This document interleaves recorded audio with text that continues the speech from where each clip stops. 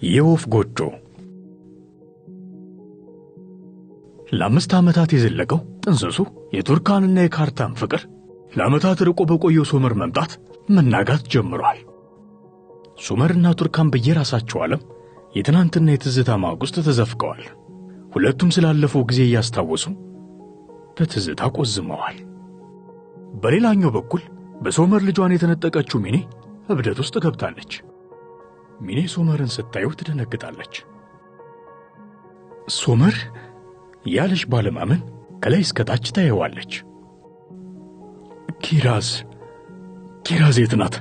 ልጄን አመጣልኝ እንዴ? በጣም ናፍቃኛለች። ትምህርት ቤት ናት። ትምህርት ቤት? እዚህ ጊዜ ሚኔ ደስተኛ ትሆናለች። ሚኔ ቁጭ በይና እንነጋገር። ሶመር ሚኔን ያስቀምጣታል። ለምንድን ነው ምግብ የማትበይው? መድኃኒትሽንም በአግባቡ እየወሰድሽ እንዳልሆነ ነግረውኛል። ሁሌ ልጄ በአእምሮዬ ትመጣለች። ዳግመኛ እንድማልያት ሳስብ መኖር ያስጠላኛል። እና በዚህ ሁኔታሽ እንዴት ነው ኪራዝን ማየት የምትችይው? ልክ አብድ ነኝ። ሚኔ ራሷን እያየች ለዚህ ሁሉ የዳረከኝ አንተ ነህ። ኪራዝን ከኔ ቀማት። ከዛ ወደ ሌላ ቦታ ይዛት ሄድክ። ከዛ በኋላ ተስፋ አጣሁ። ሕይወቴ፣ ቤቴ፣ ሁሉም ነገር ተቃጠለ። በልቤ ውስጥ ባለው እሳት ተቃጠለ። እኔም አመር ነኝ። ሶመር በሚኔ ንግግር ግራ ተጋብቶ በግርምት ያያታል። የልጄ ፎቶ አለ? በጣም ናፍቃኛለች። ይኸውልሽ ሚኔ አዳምጪኝ። ምግብ በስርዓት ከበላሽና መድኃኒትሽን በአግባቡ ከወሰድሽ ኪራዝን እንድትያት ልፈቅድልሽ እችላለሁ። እውነት ግን ነው? አዎ፣ ምለውን ካደረግሽ። ሶመር ፎቶ የለህም? አሁን የለኝም፣ ግን ሌላ ቀን ስመጣ ይዤልሽ እመጣለሁ። ቃል እገባለሁ። ስለኔ ጠይቃ ታውቃለች? ሚኔ በቃ መሄድ አለብኝ። ሶመር ሚኔን ትቷት ይሄዳል። ሚኔ ሶመርን መምጣት አላመነችም። ህልምም መስሏታል። በሌላኛው ትዕይንት ሶመር ኪራዝን ከትምህርት ቤት ሊያመጣ ሲሄድ ልጁን ዳፍኒን ከአያቷ ሰዲቅ ጋር ስትወጣ ያገኛታል። ዳፍኒ ሶመርን ስታየው ትደበቃለች። ሶመር ይደነግጣል። ዳፍኒ፣ አባትሽ ነኝ እና ይቀፊኝ። በዚህ ጊዜ ዳፍኒ ሩጣ ትሄዳለች። ሶመር ይከተላታል። መኪና መጥቶ ከኋላ ሊገጫት ሲል ሶመር ያድናታል። ልቀቀኝ! የኔ ልጅ ልቀቀኝ! የኔ ውድ፣ እንደዛ አታድርጊ። እኔ ወድሻለሁ። እኔ አልፈልግም። እሺ የኔ ልጅ፣ አውቃለሁ ተናደሽብኛል። እባክሽ ተረጋጊ። ልታገተኝ ነው? ምንድን ነው ያልሽው? ለምንድን ነው ማገተሽ? ላገኝሽ ፈልጌ ነው። በጣም ሩቅ ቦታ ነበርኩ እና ናፍቀሽኝ ነበር። ዳፍኒ ግራ ትጋባለች። የኔ ውድ ልጅ፣ አልጎዳሽም። እሺ፣ ምንም አላደርግሽም። ደህና ነሽ? አትፍሪኝ። እሺ ዳፍኒ ሶመርን በፍራቻ ታየዋለች። በሌላ በኩል የዶንሽ አያት ለነደውላለች። በዶንሽ በኩል ችግር ካለ ደውዪልኝ ብለሽኝ ነበር። ችግር የለውም። ምንድን ነው? ዶንሽ ልክ አይደለችም። ይኸው ለአባቷ ደውሎ መናገር ከበደኝ። ምንድን ነው የተፈጠረው? በቅርብ ጊዜ ስሜቷ ልክ አይደለም። ፊቷ መገርጣት ጀምሯል። የምግብ ፍላጎት የላትም። ምንም ደስታ የላትም። እንቅልፍም የላትም። ሐኪም ቤት ወሰድሻት? የህመም ማስታገሻ ሰጥተው አሰናበቱኝ። ልጄን እያጠዋት ነው እና እባክሽ ሆስፒታል የሚወስዳት ሰው ያስፈልጋታል። እኔ ምን ማድረግ እንዳለብኝ ቢጨንቀኝ ደወልኩልሽ። በጣም ፈርቻለሁ። እባክሽ ድረሽላት። እሺ ችግር የለውም። ተረጋጊ።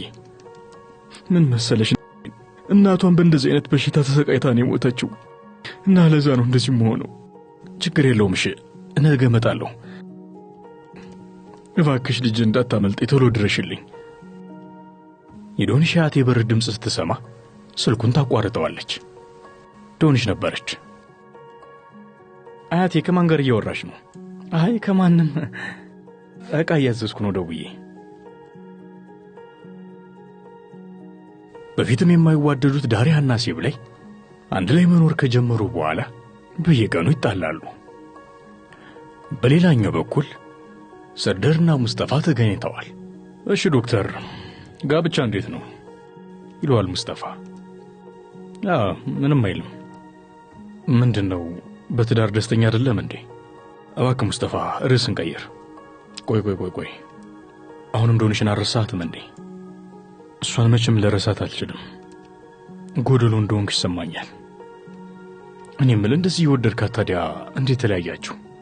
ወደዚህ እንደመጣው እንደዋወል ነበር እና የሆነ ጊዜ ወደዚህ ነይና አብረን እንኑር አልኳት። ያኔ ሰይጣኗ ተነሳ። ከዛ በኋላ መደወል አልቻልኩም። ነገር ግን ትንሽ ቆይቼ ደብዳቤ መጻፍ ጀመርኩ። በተደጋጋሚ ብጽፍላትም አንድ ቀን ምላሽ ሰጥታኝ አታውቅም። ከዛው የትዳር ሲኦል ውስጥ ገባሁ። በሌላ በኩል ዶንሽ ለሰርደር የላከችው ደብዳቤ ተመልሶ ይሰጣታል። ይህን ሁሉ የምታደርገው አያቷ ነበረች። በሌላ በኩል ዳሪያ ከጓደኞቿ ጋር ቀጠሮ ያዘችበት ካፌ ሙስጠፋ አስተናጋጁ ነው ይመጣል። ዳሪያ ስታየው እንደማታውቀው ትሆናለች። በቀጣይ ክፍል ቱርካን በምሽት ወደ ቤቷ የመጣውን ካርታልን ከሸኘች በኋላ በካርታልና በሶመር የተከፈለውን የልቧን ውዝግብ ጉዞ ላይላ ታወራታለች።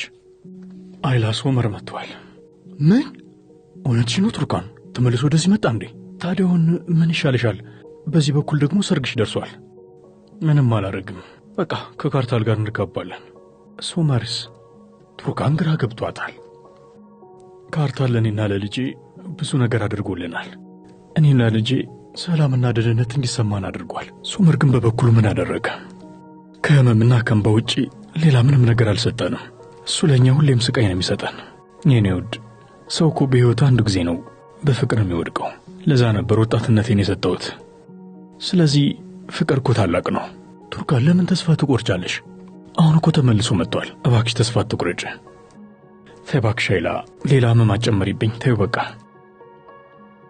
በቀጠለው ትዕይንት ነስሪን የዶንሽ አያት በደወለችላት መሰረት ማለዳ ወደ ዶንሽ አያት ቤት ሄዳ ዶንሽን ወደ ሆስፒታል ይዛት ትሄዳለች። ዶንሽ በጠና ታማለች። በሌላኛው ትዕይንት ቱርካን ልጇን ከትምህርት ቤት ልታመጣ ወደ ትምህርት ቤት ስትገባ አንዴ ከፋው ሕፃን ልጅ በር ላይ ታገኛለች። ቀርባ እያናገረችው እያለ ድንገት እናቱ ትመጣለች። ይፋ የልጁ እናት ዳሪያ ነበረች። ከቤተሰቦቿ ተደብቃ የምትኖረው ዳሪያ ድንገት ልጇን ከቱርካን ጋር ስታየው ትናደዳለች። ና ምን እያደረክ ነው? ከማንም እንግዳ ሰው ጋር እንዳትነጋገር አላልኩም ነበር? ያለች እየጎተተች ይዘው ትሄዳለች። በዚህ ጊዜ ቱርካን ልቧ ይሰበራል። ወዲያው ቱርካን የእናቷ መቃብር ላይ ሄዳ ታለቅሳለች። በሌላኛው በኩል በሶመር መምጣት ቀልቦ የተነጠቀው ቱርካን ከካርታል ጋር ሊጋቡ የቆረጡትን የሰርግ ቀን መርሳቷ ካርታልን ንዴት ውስጥ ከቶታል። ቱርካን ባህሪሽ ሁሉ ተለዋውጧል። እስከ ዛሬ በእኔና ባንቺ በኩል ስለሚፈጠሩ ጉዳዮች አስተዋሹ አንቺ ነበርሽ። ግን ሰሞኑን ለሰርጉ ዝግጅት በምናደርግበት ወቅት አእምሮሽ ብዙ ነገሮችን እየረሳ ነው። ይሄ ደግሞ እኔን ይጎዳኛል። ሶመር ከመጣ በኋላ በፍጹም የተለየ ሰው ሆነሻል እና እንደገና ከሱ ጋር መሆን ከፈለግሽ በዚህ ጊዜ ቱርካን ታቋርጠዋለች። አይ በጭራሽ፣ ያ በጭራሽ አይሆንም። አዎ ተጨንቄያለሁ፣ ግን የተጨነቅኩት ለእኔ ሳይሆን ለዳፍኒ ነው። ያው የሱ መምጣት ልጄን እንዳያስጨንቃት ፈርቻለሁ። ይኸውልሽ ቱርካን፣ ይህንን ሰርግ ለሌላ ጊዜ ማስተላለፍ ያለብን ይመስለኛል። ባንቸኩል ጥሩ ነው ይላል ካርታል። አይሆንም፣ ለሌላ ጊዜ አናደርገውም። ይኸውልሽ ቱርካን፣ ይሄ እኮ ቀልድ አይደለም። አንድ ጊዜ ትዳር ውስጥ ከገባን በኋላ ወደ ኋላ እንድንመለስ አልፈልግም ቱርካን። ስለዚህ መጀመሪያ ልብሽን ማጥራት አለብሽ። በጥንቃቄ አስቢበት። በችኮላ የሚሆን ነገር የለም። አሁንም ድረስ ልብሽ ውስጥ ለሶመር ቦታ ካለሽ እባክሽ መጀመሪያ ልብሽን መርምሪ። ከዛ ትክክለኛ ውሳኔ ላይ ስትደርሺ ያኔ እንነጋገራለን። ካርታል ቱርካንን ትቷት ይሄዳል። የቱርካኑ ውዝግብ ቀጥሏል። በሌላኛው በኩል ዳሪያ አባቷ መስሪያ ቤት ሄዳ አባቷን ተደብቃ በስስት ታየዋለች። በቀጠለው ትዕይንት ዶንሽ ተመርምራ እናቷን የገደላት በሽታ ወደ እሷ እንደተተላለፈ ይነግሯታል። በቀጠለው ትዕይንት ቱርካን ለልጇ የተረት መጽሐፍ እያነበበች ነው። እማዬ፣ ያቺ የምታብረቀርቀው ትንሿ ጨረቃ ምንድን ናት? ውዴ፣ የሰሜን ኮከብ ትባላለች። በዚህ ጊዜ ቱርካን አንዳች ስሜት ውስጧ ላይ ይቀሰቀስና በድንገት ከቤት ወጣ ትሄዳለች። ካርታል ከኋላ ይከተላታል። በሌላ በኩል ሶመር ወደ ክፍሉ ሲገባ የቱርካን ትዝታዎች ቤቱን ሞልቶ ያስጨንቁታል። ሶመር ቤት ውስጥ በሰላም ማረፍ አልቻለም። አእምሮ በትናንትና ትዝታዎች ተወጥሯል። ሰማዩ ላይ የሰሜን ኮከብን ባየ ጊዜ ከዓመታት በፊት ለመጀመሪያ ጊዜ የተገናኙበትን ቦታ አስታወሰ። ወዲያው ወደ ቦታው ይሄዳል። ቦታውም ላይ ሲደርስ ቱርካንን ያገኛታል። ካርታል የሁለቱን መገናኘት ሳይ ይናደዳል። ቱርካን ይላል ሶመር። ሶመር ሁለቱም ሳይቀጣጠሩ በመገናኘታቸው ግራ ተጋብተዋል። እዚህም ትሰሪያለሽ? እኔ እንጃ አላውቅም። ቱርካን ቀና ብላ ሰማዩን ያደመቀችውን የሰሜኗን ኮከብ ታያለች። ሶመርም ኮከቧን ቀና ብሎ ያየ ይቼኛ ኮከብ ነበረች፣ የልባችን ኮምፓስ። እኔና አንቺ ብንለያየም ኮከቧ ግን ዛሬ አገናኝታናለች። ቱርካን በጭራሽ ልረሳሽ አልቻልኩም። አንቺን መርሳት አልቻልኩም። አንቺ ምን ልትረሽኝ እንደማትች ያውቃለሁ።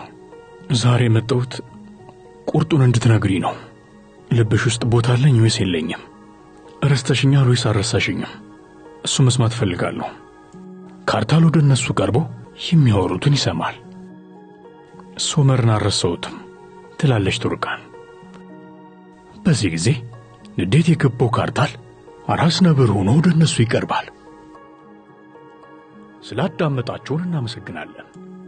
ቀጣይ በሌላ ክፍል እስክንገናኝ ድረስ ሰላም ሁኑ።